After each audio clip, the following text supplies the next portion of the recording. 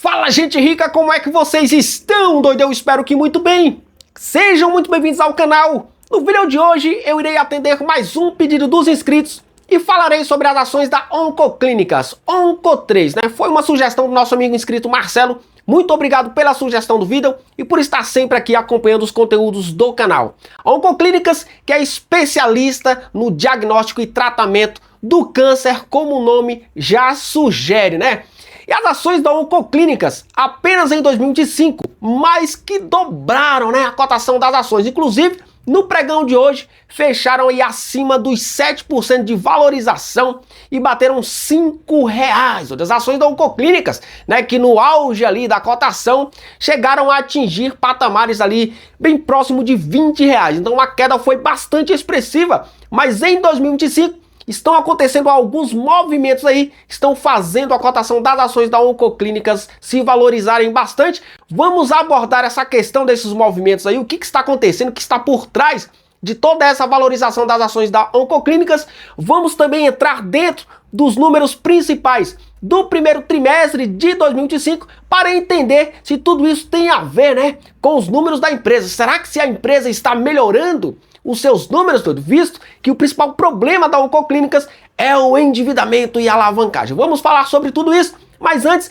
eu queria pedir para você que ainda não é inscrito no canal, se inscreva no canal, ative o sininho das notificações para ficar por dentro dos assuntos. Aí já deixa aquele like, faz aquele comentário top line para dar aquele incentivo pro canal e interagir com a galera. Segue também lá no Instagram, eu deixarei o link aqui na descrição do vídeo e o @ aqui no canto, doido. Sem mais converseiro, bora pro vídeo, doido.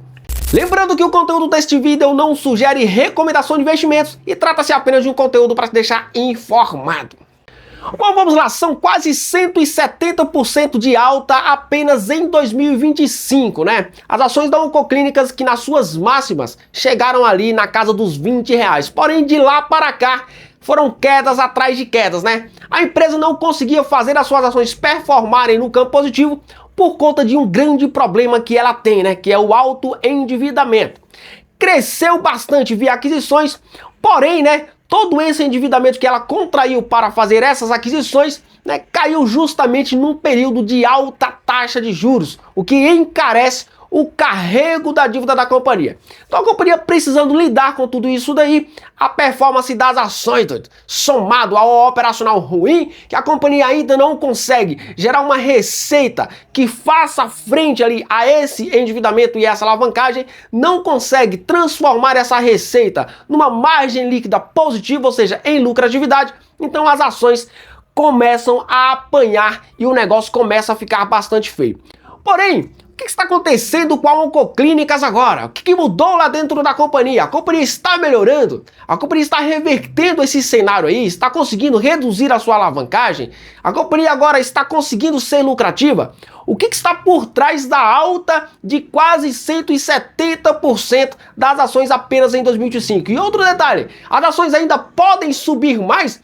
Porque já tem gente até comparando aí com a Ambipar. Será se a nova Ambipar não chega a tanto? Mas são altas atrás de altas. E o que está acontecendo com a Oncoclínicas é o seguinte, a companhia passou recentemente, né, ano passado, por uma reorganização societária. O Goldman, né, um dos maiores bancos aí do mundo, detinha uma participação importantíssima na companhia.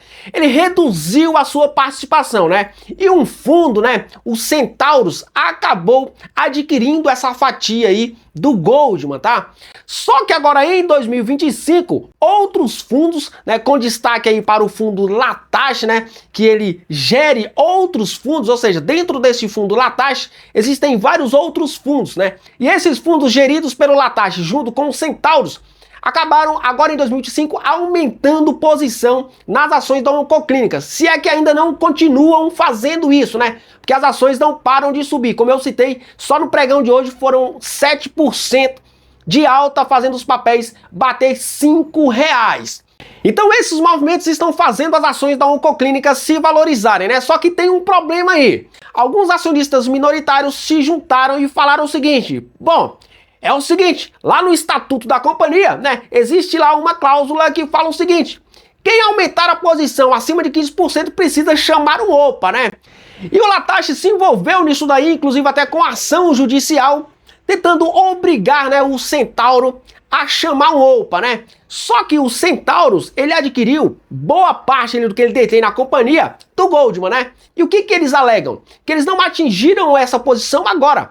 Antes mesmo da companhia trazer as suas ações para a Bolsa de Valores, eles já detinham uma participação acima de 15%. Ou seja, essa questão do OPA aí acabou se esfriando. Porém, né, precisamos acompanhar aí como será o desenrolar, né, dos próximos capítulos com relação às ações da Oncoclínicas, tá?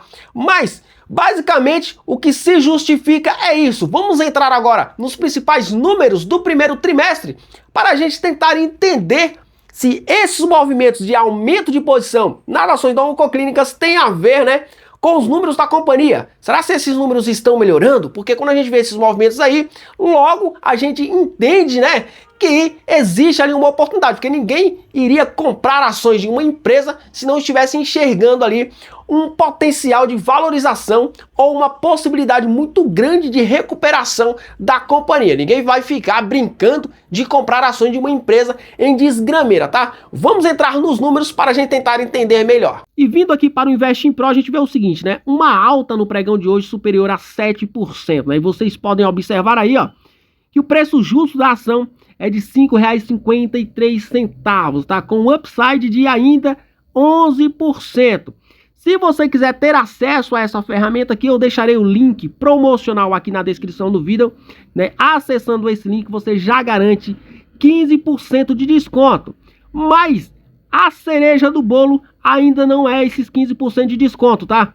A plataforma lançou uma promoção de meio de ano que te garante mais 50% de desconto. Ou seja, acessando o meu link, você já garante 15% de desconto, né? E assinando neste período, né, de junho e julho, você garante mais 50% de desconto. Então aproveita, porque é por tempo limitado, tá? Por menos de R$2 por dia, você garante uma plataforma robusta na palma da sua mão, com mais de 1.200 métricas de análises, né? Com uma estratégia de ações baseada em inteligência artificial, que te mostra justamente o que você precisa saber, e já te dá a resposta para você não errar. Então aproveita.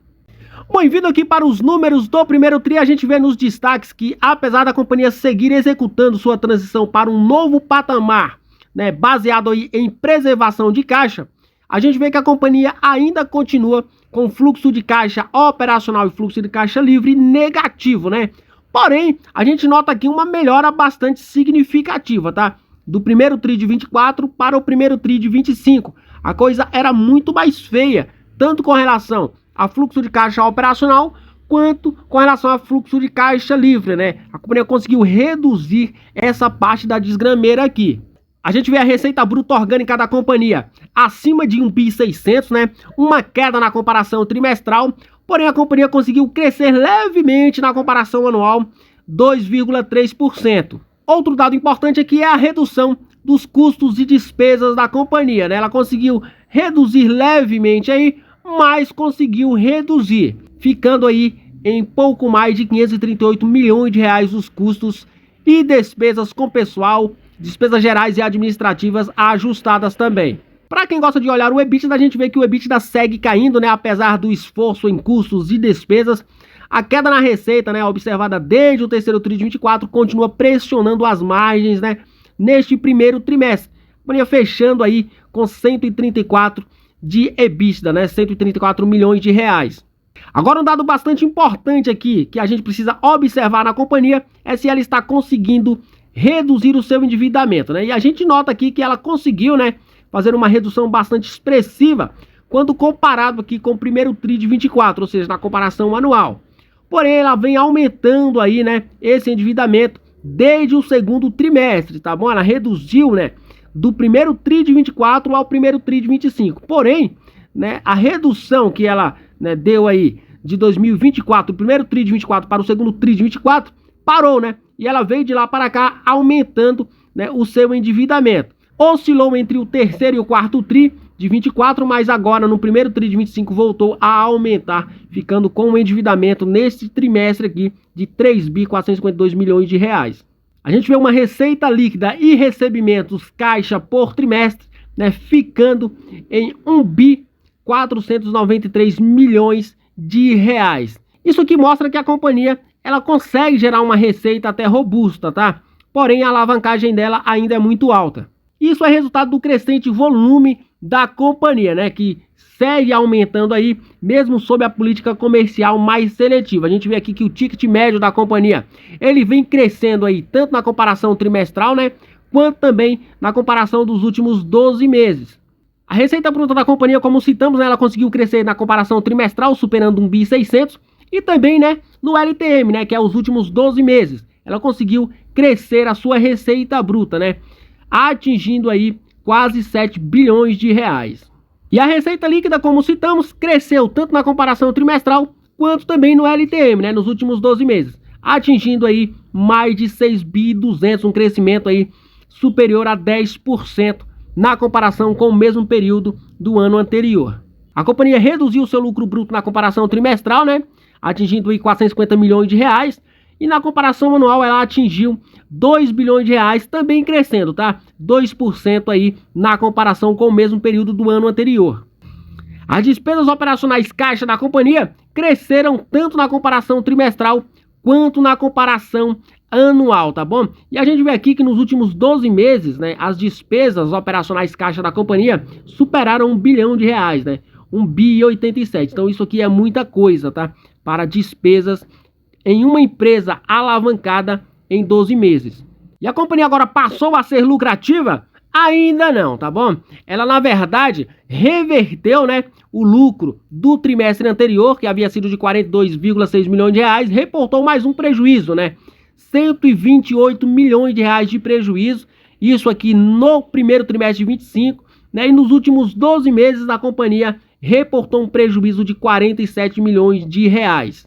E por fim a gente vê a alavancagem da companhia, né? Uma dívida ainda muito alta, ainda muito ruim nesse quesito aqui, frente a um EBITDA ainda muito baixo, né? Mais de 3 bilhões de dívida, uma alavancagem aí de 3,3 vezes, é uma alavancagem muito alta que a companhia ainda tem.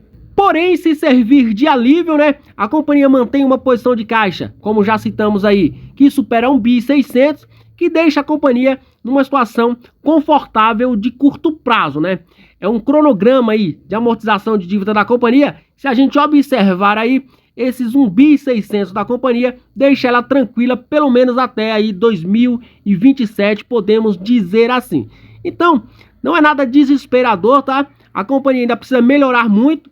Porém, de repente, os caras já se anteciparam, já enxergaram isso daí, né? Antes, né, ali em 2024, ali quando o Goldman resolveu reduzir a sua participação e resolveram se posicionar agora. Porém, é um setor muito difícil, tá?